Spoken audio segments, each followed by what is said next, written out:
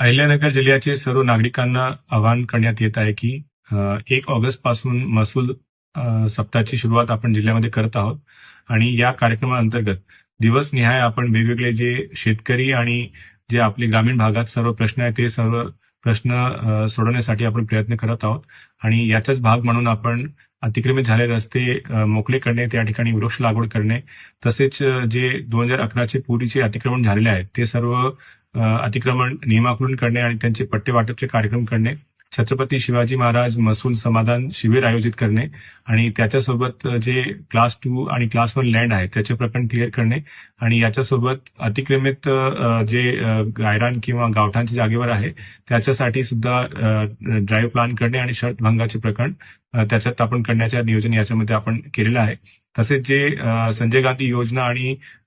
जे निराधार योजना आहे त्याचे जे लाभार्थी आहेत त्यांची डीबीटीची पण एक मोहीम आपण या कालावधीमध्ये घेणार आहोत. तर आपले अहिल्यानगर जिल्ह्याचे सर्व नागरिकांना, सर्व लोकप्रतिनिधी लोकांना विनंती आहे की त्यांनी जास्तीत जास्त या महसूल सप्ताहामध्ये आपले